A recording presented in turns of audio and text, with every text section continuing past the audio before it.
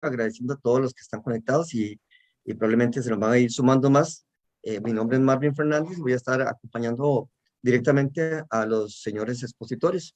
Vamos a dar inicio con las palabras de don Diego Artavia en representación de la Junta Directiva de AGICO. Bueno, buenas noches a todas y a todos. Muchísimas gracias por estar presentes por acá. Bueno, darles la bienvenida a este espacio organizado por la Comisión de Producción Escénica en el marco del Bicentenario y pues en representación de la Junta Directiva agradecerle a don Carlos, a don Martín y a don Hubert el apoyo. Ya la compañera Laura pues les amplió nuestro objetivo con estos encuentros y pues desde nuestra visión en la parte de la producción escénica, pues no puede haber una escena sin un enriquecimiento histórico que realmente justifique nuestras producciones y que realmente justifique nuestro quehacer artístico, ¿verdad? Que al final de cuentas, pues sí tiene que estar completamente respaldado por la parte histórica.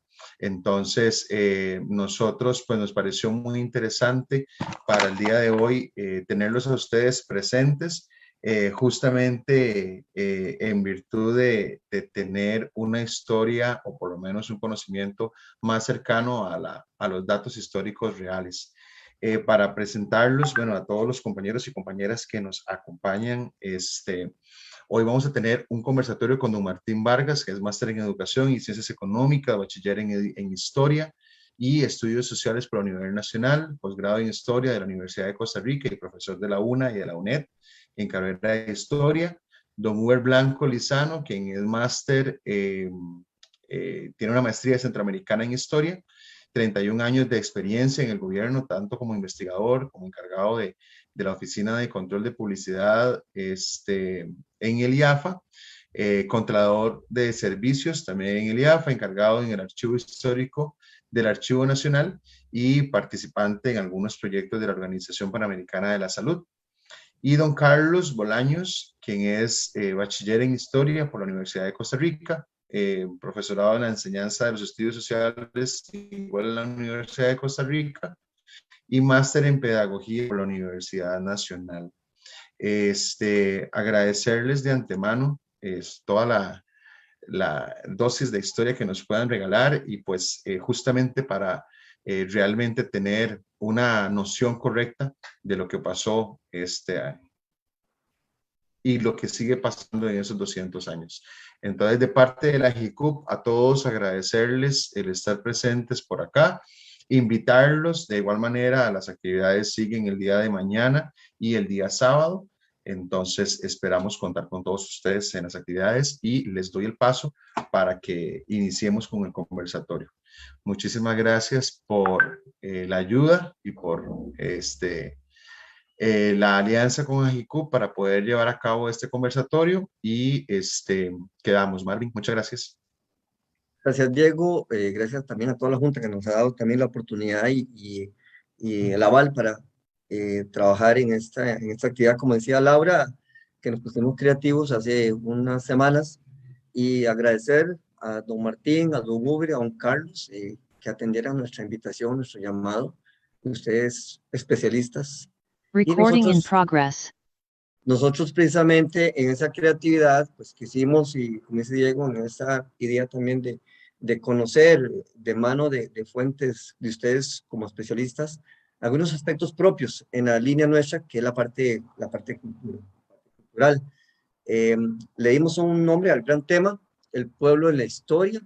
Voy a mencionar 3 subtemas y en los cuales, como hablamos ahorita, diríamos que detrás de la sala, la dinámica y que ustedes 3 se pueden, han decidido organizarse. Entonces, básicamente nos gustaría un primer subtema, la llegada de la noticia de la independencia a Cartago, mitos y realidades. Ya por ahí hemos ido conversando algunos elementos. ¿Qué es lo que sabemos? ¿Qué es lo que se dice? ¿Y qué es lo que realmente pudo haber sucedido? Un segundo subtema, el entorno sociocultural, económico y político de la Costa Rica al momento de esa fecha hace 200 años. Llámese no necesariamente un 15 de septiembre, porque, bueno, necesariamente pudo haber sucedido en Guatemala la firma del acta, pero ¿qué pasaba en Costa Rica? ¿Qué pasó en ese mes y medio? En el entorno del 13 de octubre, en el entorno del 29 de octubre, que será mañana, la firma que se hace en nuestro país. Entonces, ¿cuál era ese entorno costarricense? Y un último subtema, ¿cómo fue el proceso de difusión a todo el resto de la población costarricense acerca de este gran acontecimiento? ¿Era realmente un gran acontecimiento para el resto de la comunidad o la sociedad costarricense? ¿Y qué aspectos estaban sucediendo en ese entorno? Entonces, lo dejamos, todo este proceso. Hablamos hace un momentito que ustedes hacen la disertación, ustedes tres como especialistas, según toman un tema, lo encabeza uno, lo complementan los demás especialistas y eventualmente vamos haciendo ahí una toma de apuntes y tomaríamos el tiempo prudente luego si hay preguntas y respuestas de nuestros participantes. Agradecemos también a los ajicupenses, ¿verdad? Como nos decimos, invitados que estén conectados también y que pongamos mucha atención, seamos muy atentos, tomemos nota de de lo que nos van a compartir los especialistas y que luego al final pues podamos también activamente participar. Los dejo en manos de ustedes esta actividad. Agradecer de nuevo su llamado, perdón, su atención a la llamada nuestra y su participación en esta tarde, en esta noche.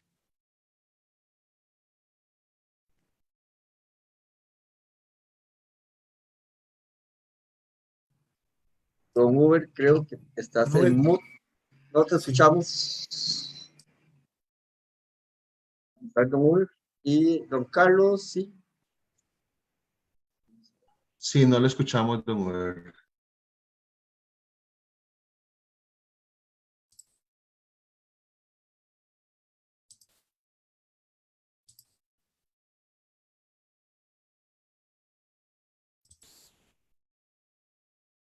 Sigue en mute el micrófono. Don Carlos. Don Uber. Ahí parece que ya, don Uber, perdón, parece que ya, ¿no? Sí. No se escucha. No se escucha, Don Uber. Tiene ya desbloqueado el micrófono, pero no se escucha.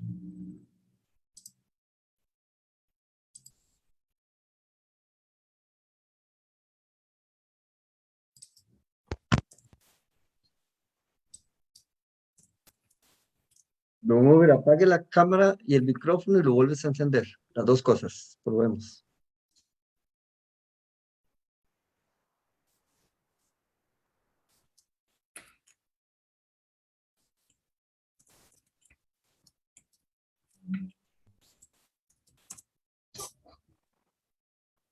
No, aún no tenemos el audio. Ok. Don Martín, ¿usted tiene audio? Yo tengo ¿Ah, audio. sí? Sí. ¿Lo escucha? Sí, lo escucho. Ah, sí. Ahora sí, fuerte y Sí, claro. don Uber. Eso, mejor. Muy bien. Perfecto. Estamos. Vamos.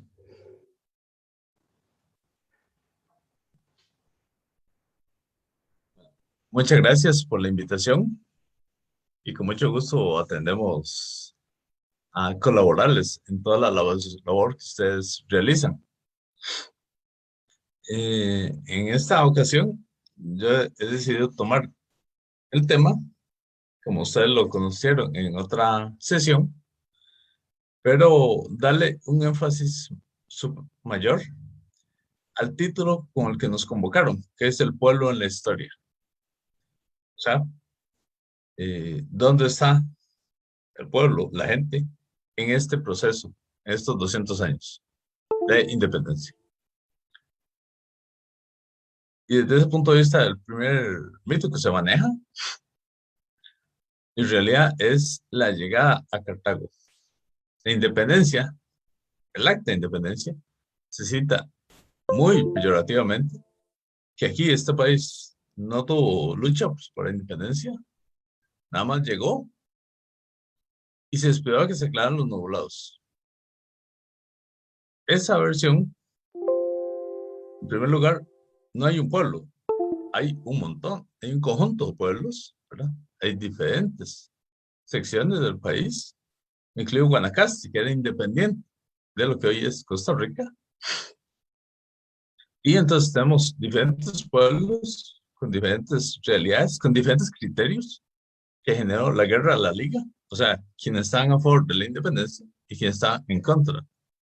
O sea, a favor de estar unidos a otra parte externa. Y entonces, eso es un primer mito. No hay una acción pasiva. Habían agentes sociales trabajando en Costa Rica desde antes de la independencia. Aquí se manejaba el estanco de tabaco de toda el área centroamericana. Y como tal, teníamos un rol importante. Era el único lugar donde se producía. Y era parte de un monopolio. Se llegó a manejar como un monopolio. Solo a partir del vínculo con la corona se podía exportar. Y esta era la zona productora.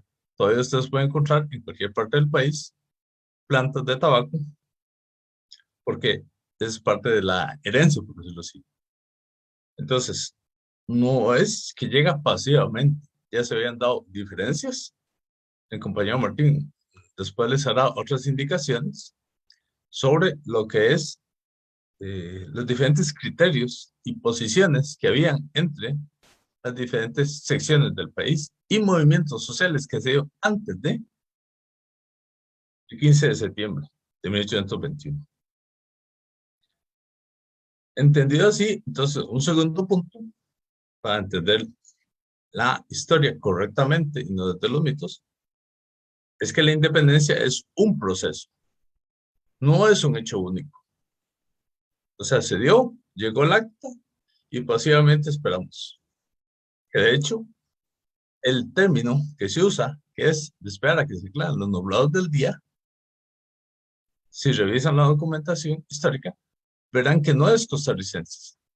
Esa expresión se dio en León, Nicaragua, que fue el punto anterior a que llegara a Costa Rica. Y ahí fue donde dijeron que iban a esperar a que se aclararan los nublados del día. En Cartago lo replicaron, por decirlo así. Porque en Santa Cruz, cuando llegó la zona del partido de Nicoya, cuando llegó el acta, hubo una convocatoria, se discutió, se decidió independizarse de España y hubo una manifestación, así lo dicen los documentos, y una manifestación y una celebración. Esa acta, de hecho, es de desconocimiento de la mayoría de los costarricenses. Algunos sí manejan la fecha de mañana, pero los otros no, la mayoría de gente no desconoce que la sección de lo que es Guanacaste se declaró independiente tan pronto llegó el acta, porque aquí había poder para poder abrir los documentos. Entonces, ese es un segundo punto. Es un proceso, no es un único hecho sin agentes pasivo, ¿verdad? Donde no ocurre nada, sino que si hay agentes sociales, si hubo manifestaciones, diferentes expresiones según las diferentes regiones del país, y si se lucha porque hubo incluso una guerra de la Liga, que así se llama, para resolver el tema sobre cuál es la posición que vamos a asumir. Que a partir de ahí, la guerra se gana de parte de San José y Alajuela, y otros que están a favor de independizarse. Y se desarrolló, entonces, es un proceso, y como un proceso se desarrolla durante muchos años. No es de un solo año, un hecho de un día, y ya pasó. ¿Sí? O sea, llegó, esperamos, y ya. Esa es una visión que debía cambiarse. La independencia, al igual que muchas otras cosas, son procesos. Entonces, eso fue un proceso que se vivió con diferentes manifestaciones en las distintas áreas. Economía, la política, que es de lo que más se habla cuando se habla de independencia, se habla de política, de un hecho político, pero no se habla de la economía, por ejemplo, de la parte ideológica o de la parte cultural. Ahora que estamos hablando con ustedes, Por ejemplo, ¿cuáles son las manifestaciones culturales? Habían diferentes manifestaciones que hoy en día conforman lo que es Costa Rica. Yo antes de esta actividad estaba viendo la presentación de ustedes.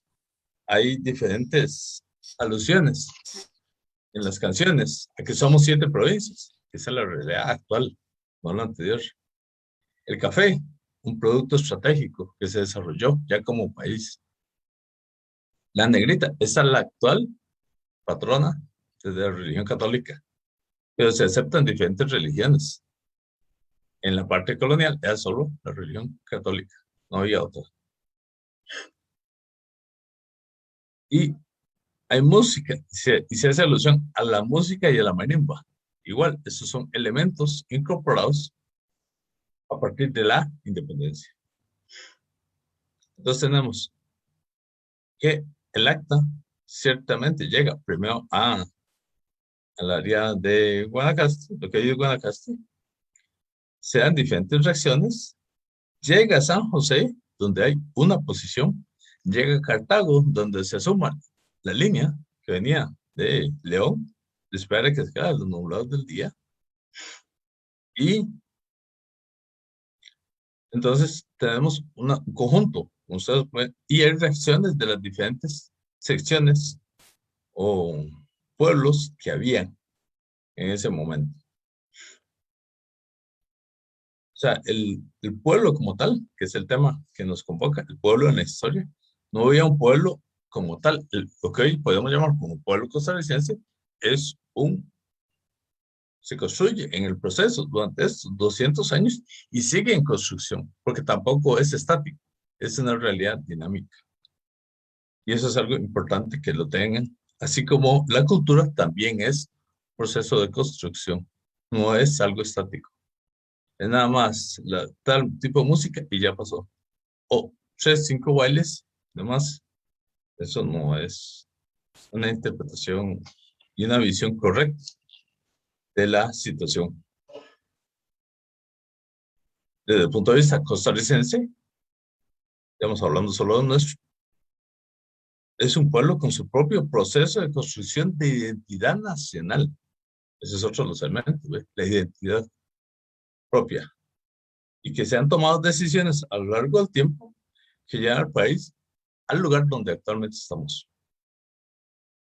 Decisión distinta a la que han tomado otros países que tienen otras realidades diferentes a las nuestras.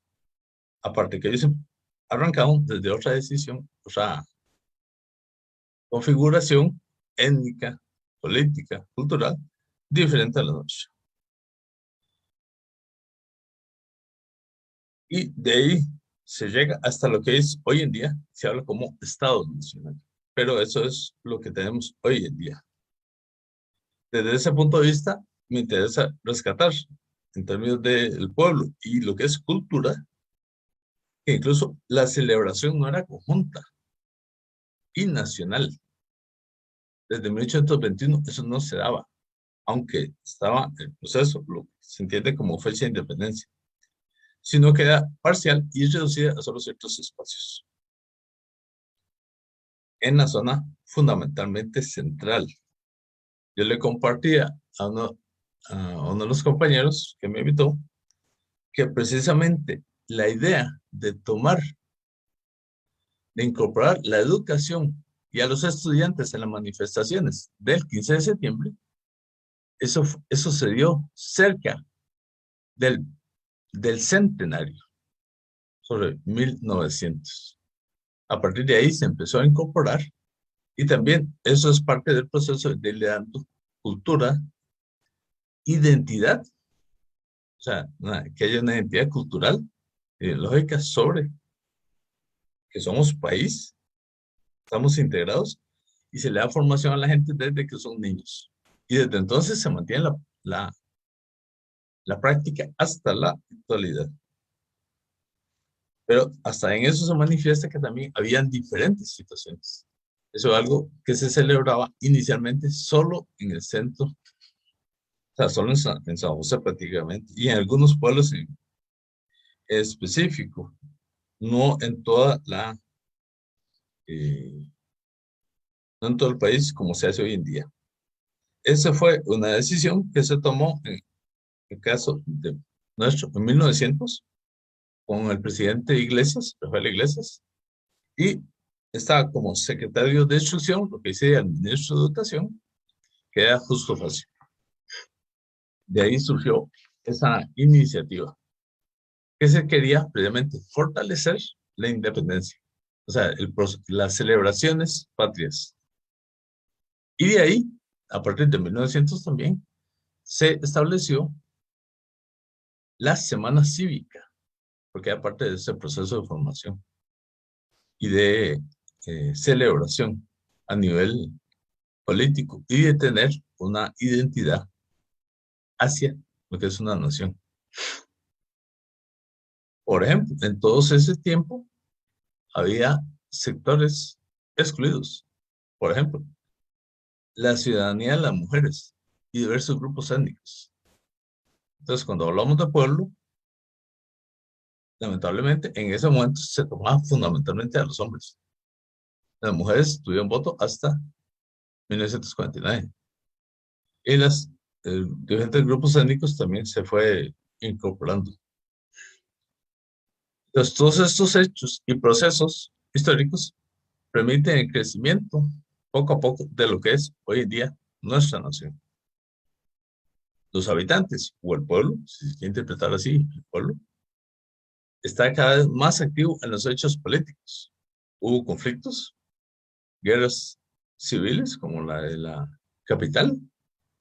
También hubo conflictos externos, como fue la guerra de Milicios, de la de Santa, fundamentalmente la de, ¿se fue? Los dos conflictos que se dieron contra los filibusteros en Santa Rosa y en Rivas, fundamentalmente. ¿Ven? Entonces, todos esos, y también las discusiones limítrofes, o sea, con nuestros otros países, incluso algunos se llegaban a resolver hasta el siglo XX. Entonces, todo esto es eso que nos convoca en el tema, que es el pueblo en la historia. En todo eso hubo participación de nuestra gente, o sea, del pueblo, que es algo que se iba formando.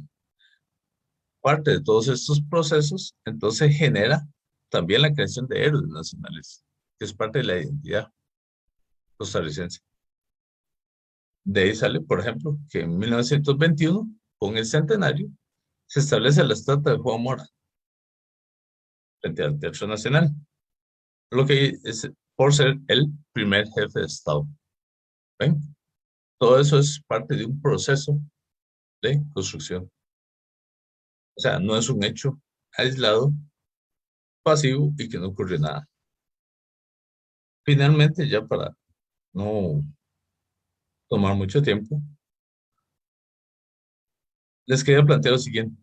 Cuando nos hablan del pueblo en la historia, entonces, ¿cómo se puede ver el pueblo? Bueno, de diversas formas.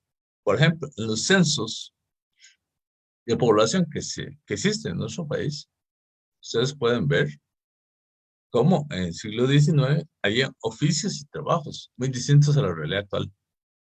O sea, esos oficios reflejaban la realidad costarricense. Ese era el pueblo. Había diferentes oficios, muchos agrícolas, manuales, algunos de ellos, o muchos de ellos, no se practican. Y la realidad de hoy, en un censo nacional del 2021, es totalmente diferente. Ahí pueden ver el proceso de evolución del pueblo, o sea, del país. Ha tenido también diferentes manifestaciones en los partidos políticos, las asociaciones de trabajadores o gremios. Por ejemplo, si ustedes van a los cementerios, que es una fuente de cultura también, pueden ver cómo hay propiedades muy bonitas y muy grandes, los nichos de las asociaciones de trabajadores, específicamente de los españoles e italianos, en cementerio general, son preciosos los tumbos, son grandes.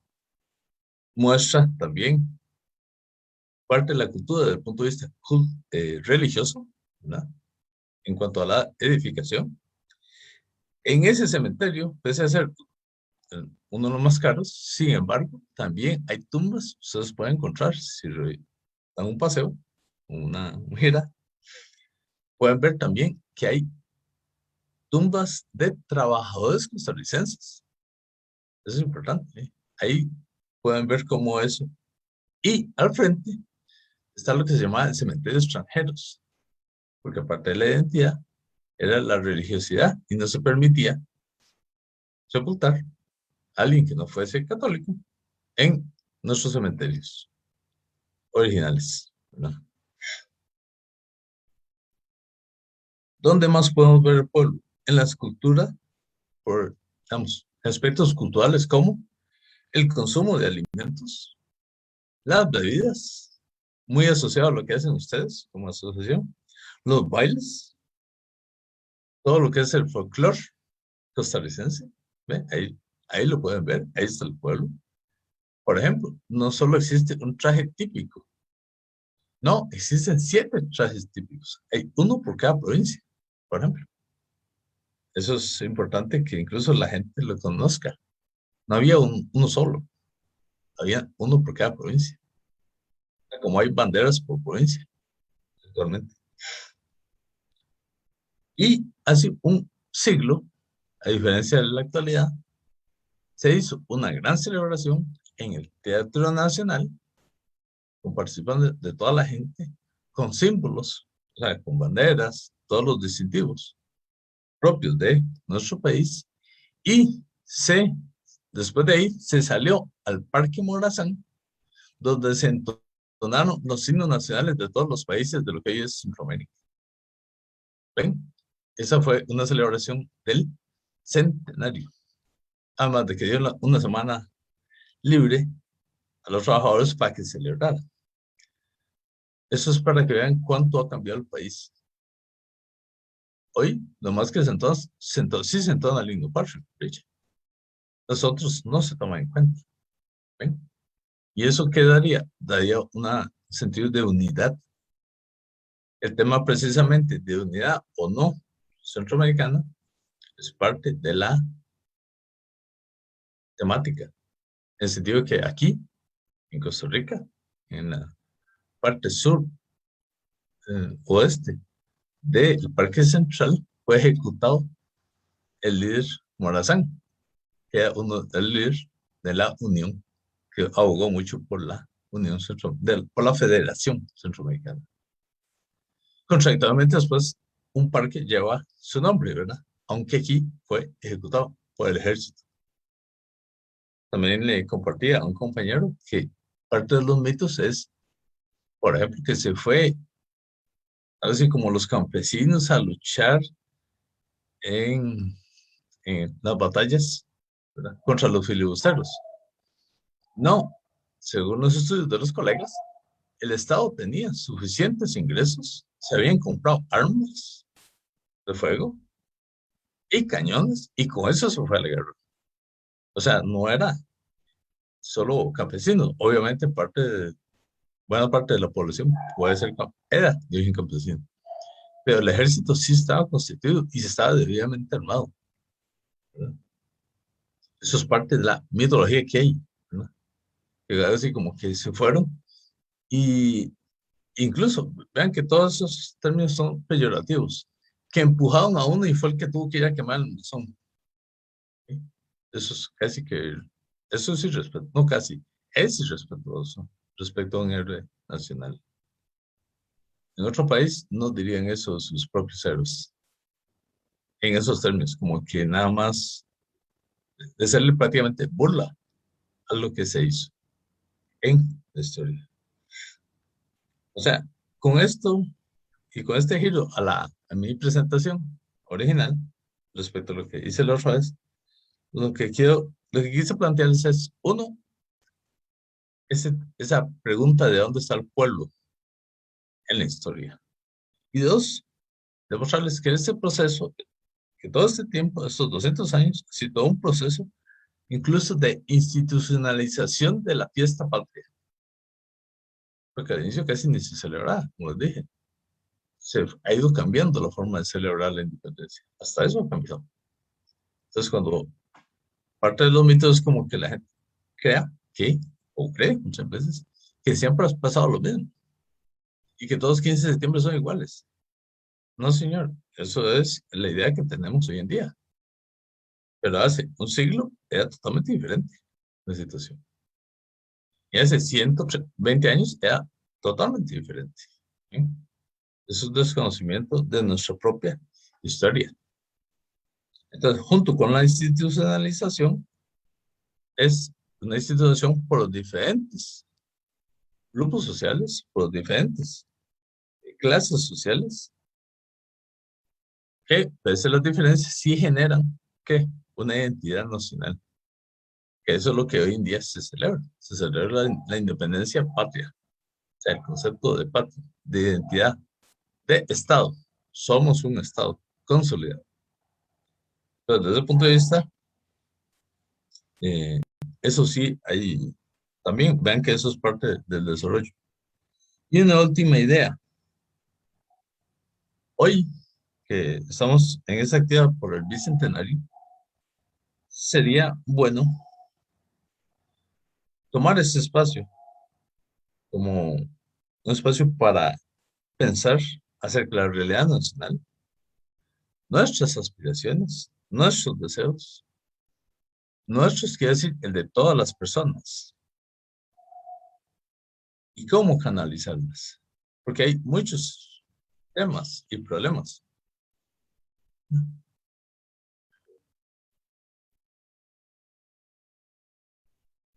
Hay muchos temas y problemas a nivel nacional. Entonces sería bueno pensarnos, tratar de pensar y verlo así, como una opción de cómo generar una identidad desde el punto de vista diferente, que sea inclusiva, incluyente, no con todos los problemas que ustedes ven que vamos a ir a esta próxima votación. ¿Por qué vamos? Con pobreza, con desempleo, con muchos problemas sociales. Y algunos de ellos tienen expresión política. Entonces, desde ese punto de vista, es bueno tomar esta ocasión como un punto de reflexión para previamente pensarnos como pueblo y también qué queremos. Después de 200 años, ¿a qué aspiramos? No repetir las fiestas así como por protocolo, sino cuál es el proyecto, cuál es nuestro proyecto personal y social, hacia dónde queremos llevar el país, cuáles son las líneas y cómo también poder darle respuesta a la gran cantidad de gente que constituyen lo que llamamos pueblo, porque generalmente se dan solo respuesta a los grupos de poder que tengan o a los que tienen más poder. Por ejemplo, vamos con problemas de presupuesto en el gobierno central, el crecimiento de la economía agravado por la pandemia, el desempleo, cerca de 500,000 de personas, o al rato un poco más, depende de los cálculos, pobreza, inseguridad, narcotráfico.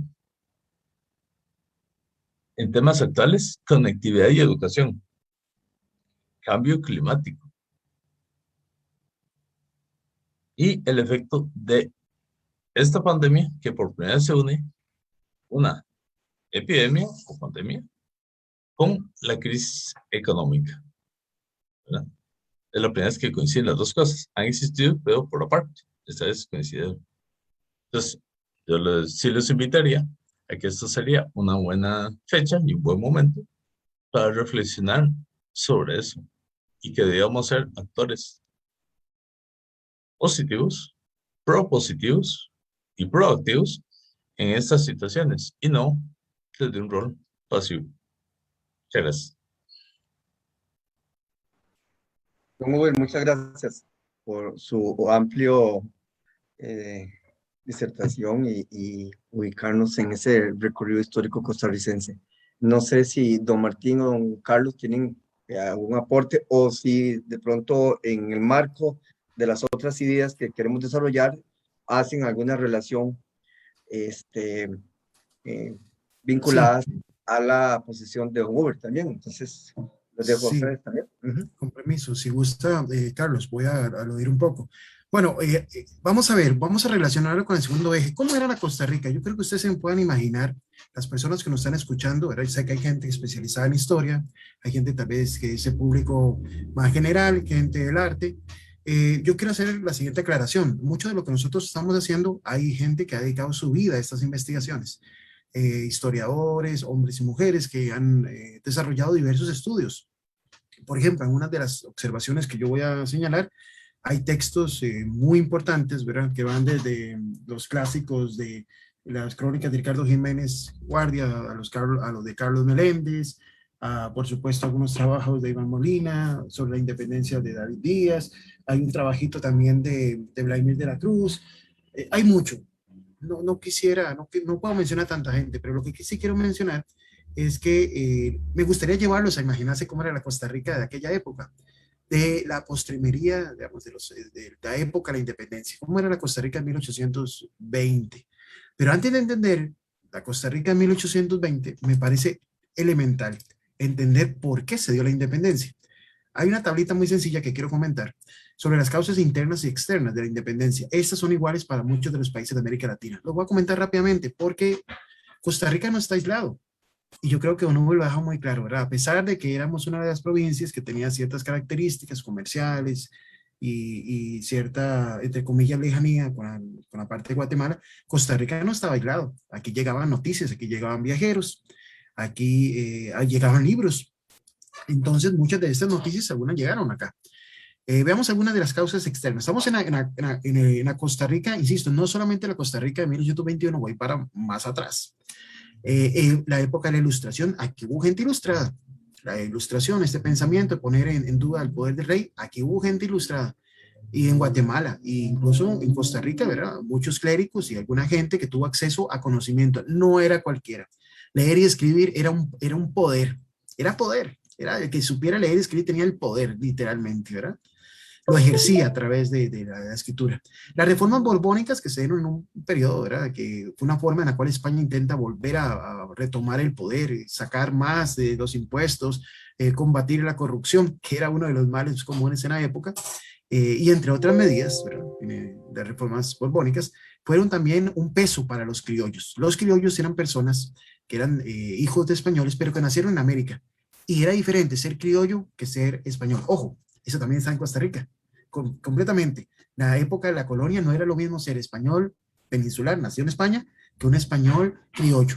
Había mucha desigualdad en los puestos, en el ejército, en el cabildo, en la iglesia. Y por supuesto, ahorita voy a enseñarles una imagen de cómo era la estructura social de la época. Las 13 colonias habían logrado independizarse de Inglaterra. Imagínense lo que pensaba la gente de aquella época. ¿Cómo? Y si lo lograron ellos, ¿por qué no lo vamos a lograr nosotros? Se independiza incluso Haití. Se independiza Haití de Francia.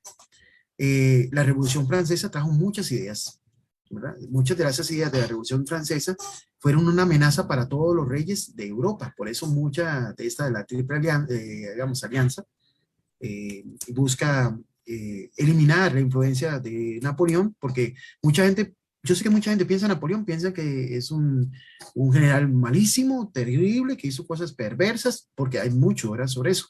Pero no se habla, por ejemplo, de los aportes de código napoleónico, de la traducción, de algunos, de la piedra Rosetta que se robó de Egipto, pero bueno, eso es enano de otro cuento, dicen por ahí. El tema es que la Revolución Francesa tuvo una gran influencia en todo el mundo, ¿verdad? Esos principios de libertad, igualdad y fraternidad. Imagínense, libertad, igualdad y fraternidad. Igualdad en una época en que Cartago, Alajuela, Heredia y San José habían gobernadores españoles representando al rey, ¿verdad? Aquí nunca estuvo el rey en América, pero habían virreyes y además capitanías y capitanías gobernaciones y gobernaciones provincias, para toda la parte hacia abajo hasta llegar a los cabildos. ¿Cómo? Alguien puso en duda el poder del rey, ¿sí? Y que la idea de que somos iguales, ideas de la Ilustración, ¿verdad? Ideas de la Revolución derivadas, y hay un hecho fundamental que incluso pasa en Costa Rica, en la vida cotidiana, que es que Napoleón invade España. ¿Cómo? ¿Napoleón invadió España? Sí. Napoleón invade España en 1808. y él no puede estar perdón, Napoleón invade Francia en 1808, él no puede estar en Francia, entonces nombra a su hermano como representante.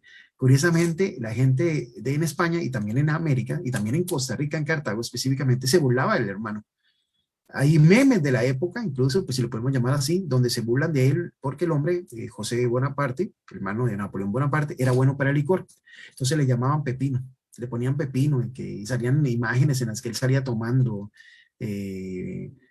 ¿cómo se llama? Y en otras escenas. Y el punto es de que incluso en Cartago, los que eran leales a Fernando VII hacen un Judas. Oiga, esto es cotidiano. Un Judas de Napoleón, del hermano, de José Bonaparte, y lo queman en Cartago, en la fiel y leal ciudad de Cartago. Y es una época en que la Iglesia Católica tiene mucho peso. Tiene Iglesia Católica mucho peso, imagínense en las calles, ¿verdad? De piedra, algunas edificaciones de estas que ya sabemos de Baeque, adobe, tejas. Es una época en que el alumbrado no existía, ¿verdad? Por supuesto, estoy intentando ubicar a todas aquellas otras personas que tal vez no son especialistas de la historia o quieren saber la época de Cartago.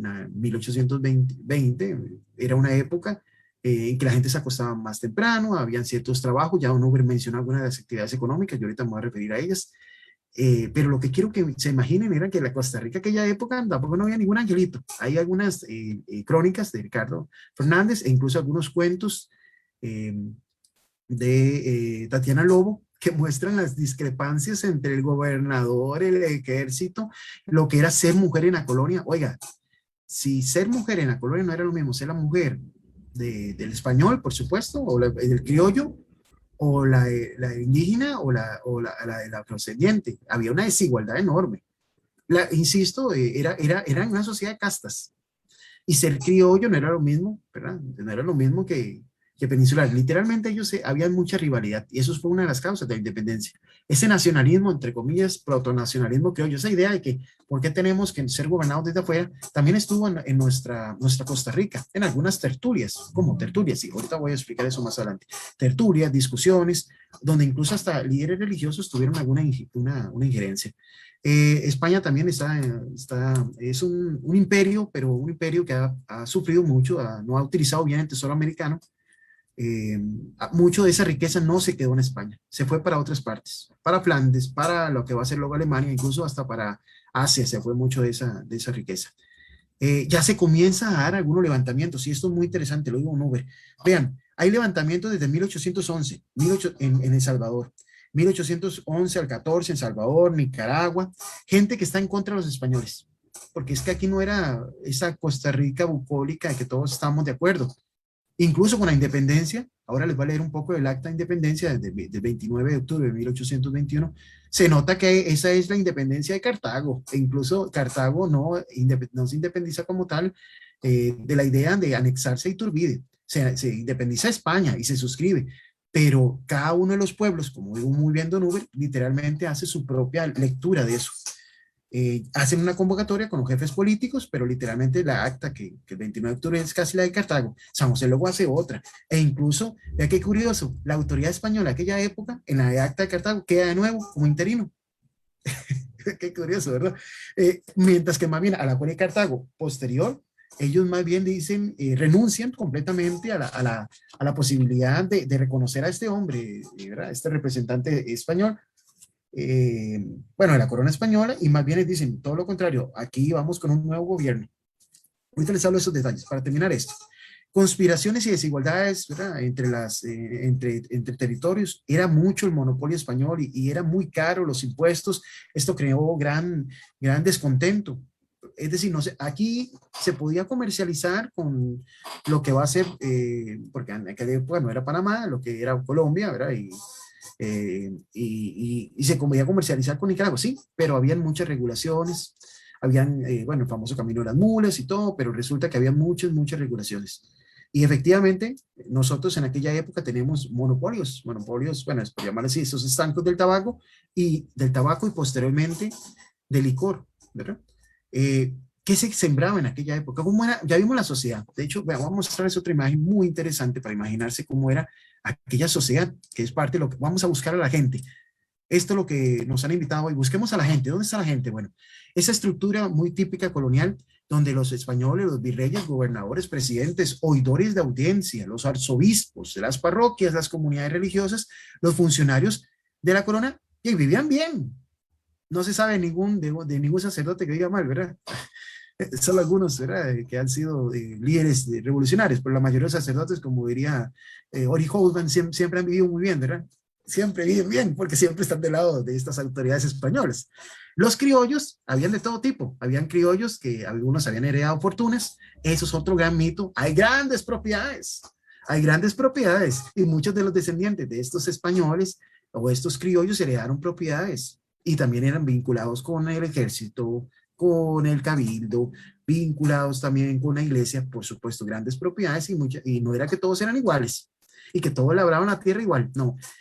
Algunos labraban más duro la tierra y la tierra no era ni de ellos, ¿verdad? En el caso de los indígenas que incluso se practicaba la encomienda, era el trabajo forzado e incluso si no era trabajo forzado era el pago de un tributo que podía ser cera, que podía ser, por ejemplo, maíz y otros productos. En aquella época se consumía maíz, pero también trigo. De hecho, hay un molino de trigo en Cartago, en esa Cartago colonial. ¿Quiénes más iban ahí? Bueno, como lo ven en la imagen, sí están viendo la imagen, ¿verdad? De escalafón social. Sí, ¿verdad? Sí me pueden confirmar que están viendo. Sí, correcto. Ok. Habían los criollos y habían los encomenderos. Habían los hacendados. Es decir, habían unos que ponían a bretear a otros. Perdón por el costarriqueñismo, pero habían unos que trabajaban más que otros. Que éramos iguales, nada que ver. Y si había esas desigualdades entre una estructura típicamente patriarcal, ¿cierto? Eran los hombres, las figuras públicas, las mujeres, algunas estaban sometidas al hogar, tanto las mujeres tenían otros tipos de oficios y otro tipo de labores, pero no era lo mismo ser la mujer del peninsular que la mujer del criollo, o que la mujer de los mestizos, de los peones agrícolas, de los artesanos, de esos carpinteros, albañiles, de los imagineros. En esa época hay gente, ahora que viene la Navidad, hay gente que se dedicaba a hacer los pasitos maravillosos y nosotros todavía tenemos pasitos, o hacían las imágenes de las iglesias. Había cierta gente, había diferentes oficios, diferentes labores productivas, los que sembraban la tierra, los que comercializaban. De hecho, el padre Chapuy, sus padres, ¿verdad? El padre Chapuy, el gran padre que heredó mucho lo que hoy es San José, estaban con negocios de textiles y otro tipo de actividades. En esa época se jugaba cartas, por cierto, y se tomaba licor, ¿verdad? Y habían otras prácticas, habían de todo tipo de prácticas que a veces la historia no lo muestra. Por supuesto, la música siempre ha acompañado a todas las civilizaciones, ¿verdad? La música, ya don Uber dio un enunciado sobre lo de la marimba y la guitarra, por supuesto. En eso yo lo logro ver en las crónicas de viajeros del siglo XIX, donde, por ejemplo, hay algunos dibujos que ellos hacían que son fantásticos, que aunque son posterior a la independencia, se muestran, por ejemplo, algunas edificaciones, algún tipo de vestimenta y guitarras, instrumentos musicales. Después de eso estaban los indios, ¿verdad? Encomendados, ¿verdad? Algunos oprimidos, explotados. Trabajaban en caso de otras latitudes, en minas, en haciendas, en nuestro caso, por ejemplo, al cura encomendador y al encomendero, le trabajaban a ellos. Y los niveles de explotación eran tantos que incluso había un pueblo llamado Cirilo en Talamanca que literalmente desapareció de tanta explotación que sufrieron. Y por último estaban, bueno, los negros, ¿verdad? Traídos ante la hecatombe que sufrieron los indígenas. Y los indígenas, estamos hablando de la cantidad de muertes de indígenas era enorme. Si no los mataban, los malos tratos, de los españoles, el trabajo, los mataban las enfermedades que traen los españoles, pero también las vejaciones que sufrían, ¿verdad? Ser indígena era durísimo, y sé también, digamos, la mujer del indígena era todavía peor. Bueno, la población afrodescendiente llega en esa época y en calidad de esclavos. Mucha gente cree que la población afrodescendiente llegó a Costa Rica con la construcción del ferrocarril. No, fueron en esa época. En el caso de otras latitudes, trabajan en minas y plantaciones, en nuestro caso, en la hacienda cacotera, en la parte de Matina, donde algunos incluso eran robados por los ingleses, los piratas ingleses, y eso es muy curioso. Hay muchas evocaciones a los piratas de la época, ataques de piratas, llegaban a la Esparza, llegaban incluso amenazando a Cartago, y más de una vez se hizo cultos marianos, ¿verdad? Cultos marianos para dar gracias a Dios por que los piratas no llegaron. La iglesia tiene mucho peso en esa época, ¿verdad? Bueno, eso es para que ustedes se puedan imaginar cómo era la Costa Rica, el estrato social. Ya hablaba de algunas actividades económicas. algunos productos que se consumían. Había el palo de Brasil, habían tintes que se utilizaban en Costa Rica. La minería, protominería, una minería ahí, ¿verdad? Poquita, pero que comienza a desarrollarse posteriormente. Productos de subsistencia y uno de los platos bellísimos que evoca, esto está recopilado en un libro de Botey, muy interesante, ¿verdad? Es la olla carne. Y la olla carne es donde está la gente. ¿Qué es la olla carne? Bueno, todos lo sabemos. Trae todo lo que usted tiene, usted o sus vecinos. Chayotes, ayotes, por ejemplo, la papa, la yuca, alguna vaquita, ¿verdad? Que sufría por ahí, ¿verdad? Tal vez todavía no accidente, y bueno, y algún vecino repartía entre los otros vecinos esa carne, o los pocos que podían comprarla, ¿verdad? Era un festín, pero es uno de los platillos costarricenses que hay de mayor data. Interesante porque uno de los productos era el tacaco, tan interesante el tacaco, ahora hemos perdido mucho eso. ¿Qué se tomaba en aquella época? ¿Café? No, agua dulce. En la época de la colonia y la transición no se tomaba café, se tomaba agua dulce, era la bebida, entonces había caña de azúcar. Entonces era común que la gente tuviera su terrenito, en su terrenito tenía su casita y algunas actividades, algunos productos.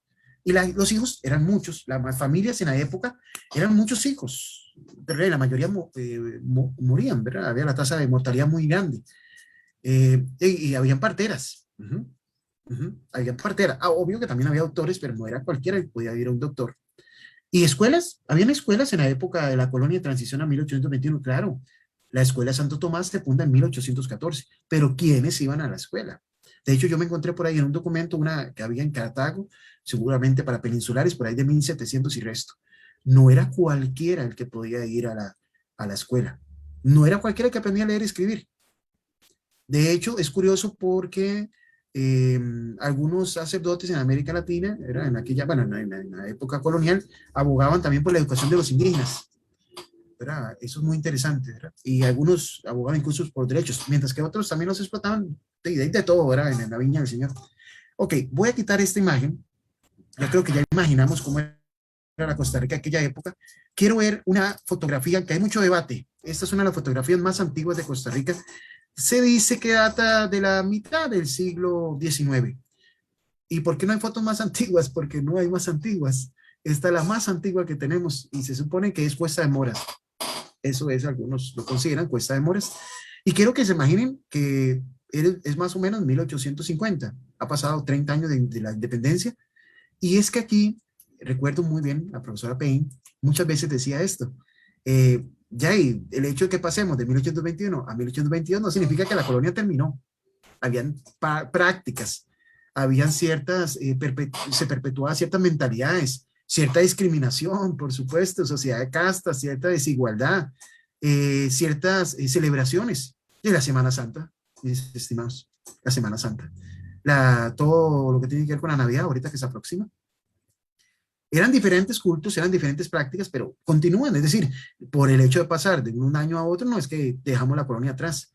Si como lo dijo Winston Nuber, oiga, en 1823 se arma aquí un pleito, por lo mismo que les decía de estos cabildos y las ideas de que algunos querían unirse a Iturbide en 1823 y otros decían que no, y eso generó una guerra, ¿verdad? Una guerra, la guerra de Ochomogo, dividiendo, por ejemplo, Cartago y Heredia, que querían pertenecer a Iturbide, y a la Alajuela y San José, que más bien querían una incompleta independencia. Y es que es curioso, porque eso lo encontré también, no sé si fue David Díaz o alguna otra persona, que muestra que efectivamente Alajuela y San José no estaban nada contentos con que el gobernador que estuvo en la época colonial continuara como interino, ¿verdad? De hecho, en muchas de esas convocatorias de los pueblos, para volver a redactar o suscribirlo de la independencia, San José y Heredia desconocen la autoridad del ayuntamiento de Cartago, que en esta época, vamos a ver si lo tengo por acá, era Juan Manuel de Cañas, la autoridad colonial. Y ahí es donde entonces hay una característica de nuestra gente. Era Alajuela, Heredia, Heredia, San José era San José y Cartago era Cartago. No todos, no era que éramos hermaniticos, había mucha discrepancia en la población, muchos localismos, muchos pleitos, muchas dificultades. ¿Quién iba a ser la capital? Porque quien tuviera la capital iba a tener el poder. Y ahí es donde sale la otra guerra, la guerra de la Liga. Pero ven qué interesante, esta foto, lástima que está tan distorsionada, pero supone que es la más antigua. Primero, la distancia entre las casas. Vean, uno de los grandes problemas que tenían en la colonia y después de la colonia era convocar a la gente en las ciudades. La gente no quería vivir en la ciudad, la gente quería vivir alejados, y no era esa costumbre como hoy, ¿verdad? Que andamos por San José y todas las casas pegadas. En ese tiempo el vecino estaba, qué sé yo, medio kilómetro, 2 kilómetros. La gente tenía, digamos, su acceso a la tierra. La tierra era absolutamente todo. La tierra era donde se sembraba, donde tenía sus animales. La tierra le daba de comer a la familia. Esa era una gran oportunidad. Por favor, Marvin, si me estoy pasando el tiempo, me avisa, ¿verdad? Porque esto me emociona mucho. Sí, sí, está muy emocionado y nosotros también, pero sí, lo que no queremos es limitar el tiempo a don Carlos, don Martín, luego. Ok, entonces me avisa unos 5 minutos antes, por favor. Vean, Yo por creo ejemplo, que ya, consideren los 5 minutos a partir de ya. Gracias. Ok, Ajá, la arquitectura en la fotografía se evidencia, los techos, las paredes. Carlos está que goza, es que nos apasiona esto. Imaginar a la gente, porque la historia debe servir para algo, y es la última parte que vamos a imaginar. La historia sirve para algo. Vean qué interesante la arquitectura. Texas, por supuesto, debe ser Baeque. Los caminos. Hoy estuve trabajando con una carreta, en un trabajo de estos tradicionales, ¿verdad? Con unos vecinos, y hay que ver lo que es empujar una carreta de metal, ¿verdad? En medio de un camino de piedras. Yo me imagino que aquel tiempo no era cualquiera. Los desayunos que se tenían que dar esos hombres y las mujeres también para poder cocinar, porque por supuesto es una época aunque hay roles muy suscritos, muy claros, ¿verdad? Era una época en que era duro. La esperanza de vida era de 35, 40 años, ¿qué les puedo decir? Tenían un montón de hijos, se casaban como a los 12, 13, 14 años. Tenían un montón de hijos, la mitad se moría de cualquier cosa, una serpiente, una infección. Todavía no hay mucho de la ciencia. Si en aquella época se creían en las miasmias, que eran supuestamente unos gases que salían del suelo y enfermaban a la gente. Es más, les voy a contar algo. En la guerra contra los filibusteros, como no sabían del cólera, quemaban pólvora para supuestamente combatir lo del cólera. Es decir, es una época donde todavía se mete, hay muchos mitos, muchas tradiciones, muchas costumbres, y asustaba la cegua, el padre sin cabeza, había un montón de cosas, ¿verdad? La gente se acostaba temprano. Ojo, la agresión contra la mujer era una práctica muy común, y eso ya hay investigaciones. La agresión contra la mujer, ¿verdad? En aquella época era grande. Y también esa bucólica Costa Rica de un papá que después del trabajo se sienta a contar historias a sus hijos toda la tarde, no crean, había mucho consumo de licor, que fue uno de los grandes problemas de la Costa Rica del siglo XIX, y que la educación intentó erradicarla, el tema del alcoholismo. Por cierto, las tradiciones en torno al 15 de septiembre empezaron, de acuerdo con Díaz, más o menos en 1800 y resto, 1890, cuando se establecen en las escuelas por un decreto. Pero esa era la Costa Rica de aquella época. ¿Fue una sorpresa para los pueblos? No, ya había gente que más o menos sabía lo que había pasado, lo que estaba pasando. ¿Y todos estuvieron de acuerdo con la independencia? Tampoco. ¿Se convoca a cabildo abierto en algunos ayuntamientos? Sí, pero ¿quiénes van? Los hombres, ¿verdad? No, difícilmente algunas figuras de mujeres. Puede ser que hayan algunas figuras, es parte también de lo que hay que rescatar, pero muchos son hombres. Es un mundo, digamos, donde está la figura masculina. En síntesis, ya vimos lo económico, actividades productivas. Costa Rica, su economía apenas está floreciendo después de la independencia, y es hasta después de 1840 que el café comienza a dar ese motor, y el motor también para el poblamiento. Ya vimos cómo eran las ciudades, dispersas, y vean ustedes, vean la imagen, creo que habla por más de 1000 palabras. Y después de eso, bueno, en el tema, por ejemplo, político, sí, Costa Rica, antes de la independencia, suscrita a Guatemala, suscrita también a León de Nicaragua, en lo eclesiástico, ¿verdad? Y en la parte administrativa, en algunas otras partes militares, a Guatemala.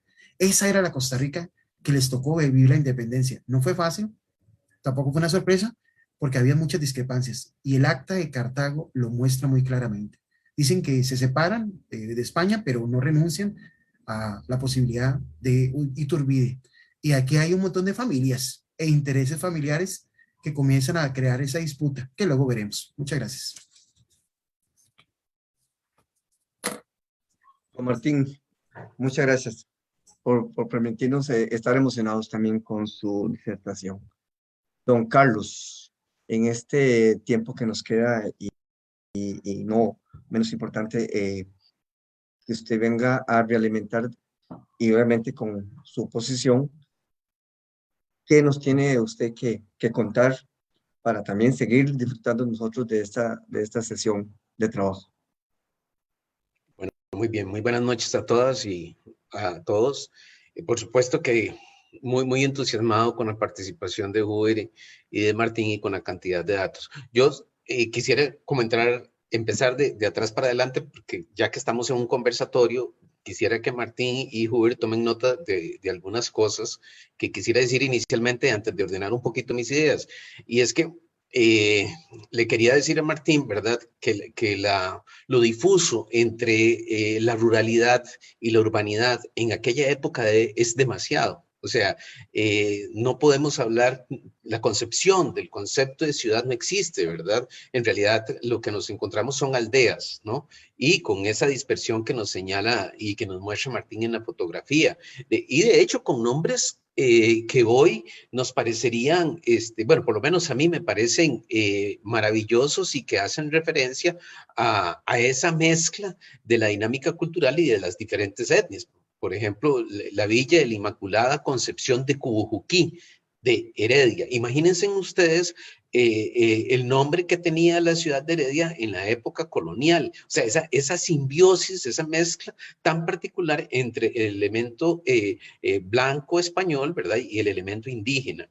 Igual Alajuela, o sea, ese juego de palabras, la Villa Hermosa de La Alajuela, o la Villa Nueva de la Boca del Monte. En fin, estamos hablando entonces de otra construcción, incluso del espacio geográfico que se denota en el nombre de las diferentes villas, ¿verdad? Salvo Cartago, pues que tiene el nombre importado de la cultura romana occidental, ¿verdad? Y que fue traído por los españoles, y supongo que el bautizo pues en el año de 1563, pues lo hizo ni más ni menos que Vázquez de Coronado en el Valle del Tejar. Pues bien, eso quería decirle un poquito, Martín, ¿verdad?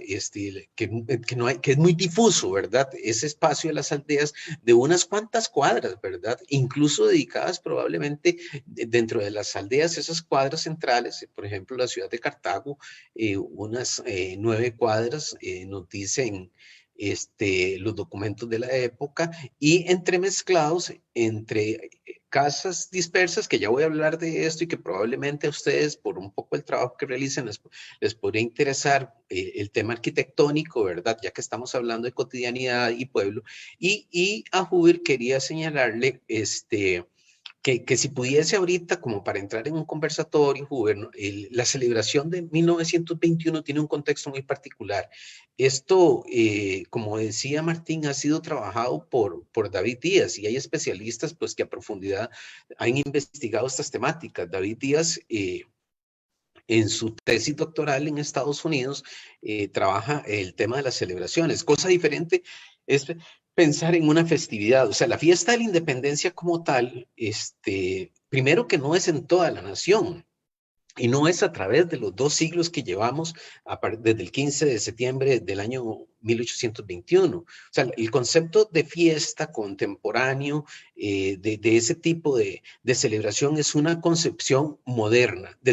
Pienso en la modernidad desde el punto de vista de la construcción del Estado Nacional. O sea, pensar en un Estado unitario, que tiene su propia forma de gobierno, o sea, que tiene autogobernanza, que tiene una identidad cultural, que tiene una nacionalidad y que hay que celebrarlo. No me lo imagino en el siglo pasado, desde 1821 hasta, qué sé yo, no sé, hasta que los liberales empiezan efectivamente a hacer una construcción del Estado Nacional con referentes en la mentalidad colectiva, como son los héroes del 56, o como es toda la construcción del Estado, ¿verdad?, que van realizando el grupo de los liberales, pero no hay una extensión de la celebración. Y por ahí viene una pregunta que me parece muy interesante justamente por eso.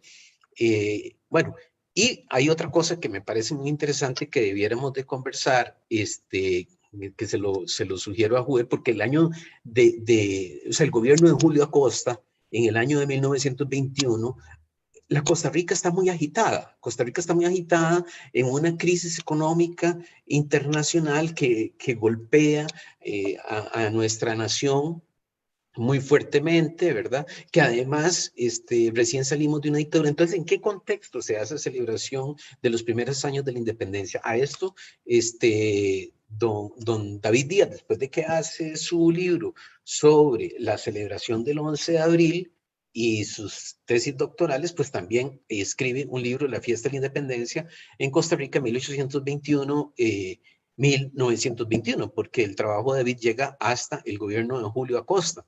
Entonces, Carlos, sí. Aquí tengo la foto de la celebración de 1821. Si la quería aludir, no sé si la pueden ver, si la gente que nos está escuchando y observando la pueden ver. Sí, ¿puedes describirla un poquito, Martín? ¿De una vez?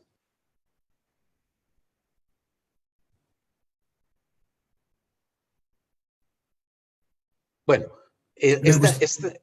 si bueno, la dale. ¿Sí la pueden ver la foto? ¿Sí la están viendo? Sí la vemos, pero claro, si no, claro. ¿puedes describir un poquito? No, perdón por interrumpir, pero es una gran oportunidad para que la gente que nos está escuchando vean esto, vean la cantidad de personas.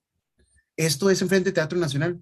Y efectivamente, si en 1821 había aquí como que hable y la gente se llevaba había ciertas diferencias,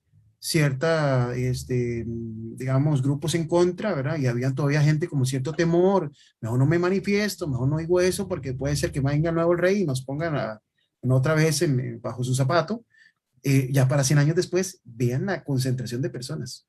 Es más, yo no sé si me equivoco, pero yo no he visto una foto con tanta cantidad de personas celebrando la independencia posteriormente, ¿verdad? Es impresionante esta foto. Bueno, hay otras, ¿no? Por supuesto. El 15 de septiembre de 1943, porque ese día se celebró también la promulgación del Código de Trabajo. ¡Opa! ¿Verdad? Sí, claro. Pues entonces ahí hay que y también un poco delimitar desde la concepción de la mentalidad colectiva cuál es la percepción del Estado en el siglo XIX, que no es muy clara. Entonces, lo que David nos dice es que la concepción de festividad podemos dividirla entre una época premoderna, o sea, previa a la consolidación o percepción del Estado, que, bueno, en Centroamérica ha habido muchas dificultades, y eso también está escrito desde Guatemala, don Alberto Torres, sobre la construcción del Estado Nacional, y que nosotros pues también hemos tenido algunos vacíos en esa construcción del Estado. Y pues por eso quería como dejarles ahí a los compañeros picando la pelota sobre Hoover, el contexto en que se da la celebración de 1921, que es muy particular. Pues bien, los compañeros han hablado mucho de la categoría pueblo, ¿ok? Y ustedes también sugieren dónde estaba el pueblo en 1821. Primero que nada, la concepción de pueblo es una categoría social, o sea, es una categoría de análisis social que es muy contemporánea, más bien, ¿verdad? La percepción de pueblo desde el punto de vista contemporáneo, somos todos los que no tenemos acceso a los medios de producción, entonces ahí podemos meter estudiantes, campesinos, obreros, etcétera, etcétera. Hoy hacemos una distinción sobre eso, pero cuando estamos hablando de pueblo y de cómo se asumían los pobladores de la época, estamos hablando de una población que es tremendamente heterogénea. Y es muy particular que en los días siguientes a la llegada del acta, de los diferentes documentos, de la cantidad de documentos que llegan el día 13 de octubre a Costa Rica, pues se convoca a una junta de delegados de los pueblos. Entonces habría que participar sin un anacronismo de la concepción de pueblo a los principios del siglo XIX, ¿ok? Y esa construcción de esa población, primero, hablemos numéricamente, tal vez hay que empezar por eso, no es tan extensa o tan numerosa como pienso yo que está en el imaginario colectivo. En el libro La población de Costa Rica, de Héctor Pérez, y que también ha colaborado la historiadora Susana Bosa, se está hablando de poco más de 60,000 habitantes en todo lo que es el territorio que nosotros conocemos ahorita como Costa Rica. Entonces, esa estructura poblacional es relativamente poca, ¿no? Son 62,000 y resto de habitantes. ¿Y cómo estaban compuestas? Porque Martín nos ponía la pirámide poblacional, pero no se nos habla exactamente de porcentajes. Según estos autores, 9 de cada 10 personas, primero que nada, eran mestizos, ¿ok? 9 de cada 10. Y habitantes, perdón, 9 de cada 10, no, 6 de cada 10 eran mestizos, ¿ok? Solo 1 de cada 10 era propiamente español. Y los otros se repartían en los diferentes grupos étnicos, indígenas y afros. Resulta que estos 62,000 habitantes, de estos 62,000 habitantes, ahí sí, 9 de cada 10 habitaban en lo que hoy es el Valle Central. Entonces, es una población que está muy concentrada en un pequeño territorio pero que es relativamente escasa. Ojo que ya se había casi que duplicado a la población que existía en 1777, en donde, vean, aquí quiero hacer una aclaración. Datos de composición poblacional en la Costa Rica colonial y en la Costa Rica postcolonial fehacientes no hay, sino que es hasta que se crea lo correspondiente al Instituto Nacional de Estadística y Censos, ¿verdad? O sea, la dirección se llamaba la Dirección Nacional de Estadística y Censos, también por los liberales en los años de 1870, en donde por primera vez se hace un decreto para contabilizar la población, pero previo a 1850, lo que don Héctor Pérez utiliza son los archivos parroquiales, y que además tienen sus sesgos, ¿verdad? O sea, estos números que yo estoy dando, si bien es cierto, pasan por un exhaustivo cálculo matemático, pues también tienen que evitar los sesgos porque no aparecían censados en algunas parroquias las mujeres, por ejemplo, ni tampoco los que no eran bautizados, ¿verdad? Bien, les decía entonces que ya para esa época, y yo creo que Costa Rica es uno de los países en donde el proceso de mestizaje se acelera más rápido, en donde hay una simbiosis, un sincretismo étnico muy rápido por una escasa población indígena y por las reducciones de indígenas que se hacen en la época colonial, ¿verdad? Y que para la época de la independencia solo nos vamos a encontrar un 10% de población indígena. Un dato muy curioso, por cierto, de esa población, y que ya lo decía, yo creo que ya lo decía Martín, es que la estructura poblacional por edades está mayoritariamente conformada por niños, ¿no? Esto es muy interesante. ¿Por qué por niños? O sea, recuerden que la cantidad de gestas por mujer era muy numerosa y la cantidad de hijos sobrevivientes, ¿verdad? Probablemente en promedio andaba entre 6 y 7, ¿verdad? Sobrevivientes. Es totalmente lo inverso de ahora. Y la esperanza de vida muy, muy baja. O sea, una persona a los 60 años era una persona ya bastante adulta. Martín hablaba incluso de menos años, o sea, ya 44 años, ¿verdad? Se podía considerar una persona ya grande, ¿no?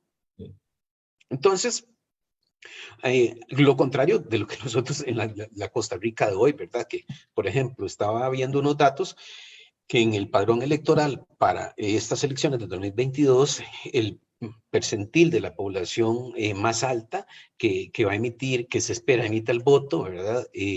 Está entre hasta los 34 años, entre los 24 y 34 años, y para el año 2050 va a ser mayoritariamente el percentil de 40 a 44 años, o el percentil de 40 a 50 años. Entonces, imagínense ustedes que la estructura poblacional de la época de la independencia, pues era una población sumamente joven y con un porcentaje muy alto de niños. O sea, la pirámide muy bien conformada, muy, muy típica, una pirámide poblacional de un país premoderno. Bien, aquí, pues, ¿qué encontramos entre esa población desde el punto de vista cultural, desde el punto de vista etnohistórico? Yo creo que ya lo han dicho mis antecesores, mis compañeros, una sociedad terriblemente marcada por la religiosidad. O sea, si hay algo que domina la vida cotidiana, ¿verdad? Es la profesión de fe. Y durante la semana, el fin de semana Eucaristía, pero durante la semana, esto no quiero decir que sea, ya mis compañeros lo han demostrado, no es que Costa Rica tuviera una economía cerrada, ni que tuviese una condición como había dicho Constantino Láscaris, que nosotros éramos como muy montañeses. No, sí había había mucha actividad desde el punto de vista económico, ya lo decía Uber, la factoría de tabacos, el comercio con los piratas en la región Caribe. No solo nos encontramos matas de tabaco por todo el país, también nos encontramos matas de cacao. O sea, uno puede encontrar un cacao silvestre en prácticamente toda la parte del Caribe de nuestro país.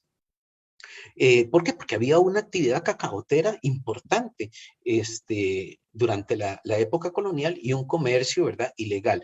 De tal manera que, dicho sea de paso, dentro de los censos que se han realizado, la parte menos conocida es la región atlántica, ¿verdad? O sea, lo inhóspito de la población, de las condiciones geográficas hace que no se tenga mucha claridad sobre cuánta población había allí, de tal manera que los zambos, los herederos de la mosquitia, los misquitos, etcétera, son los menos contabilizados.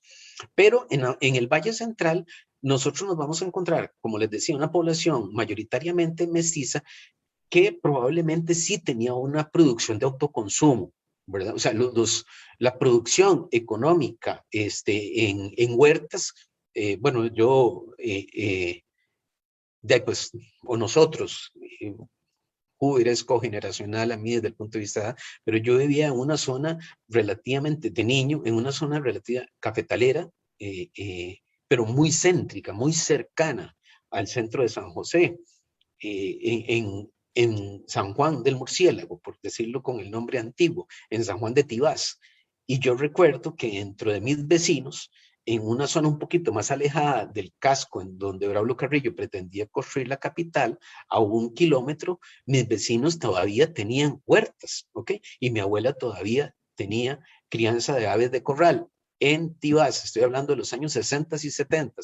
Imagínense ustedes en la época colonial. O sea, nosotros todavía teníamos una producción de aves de corral en mi casa, en Tibás, hace 50 años.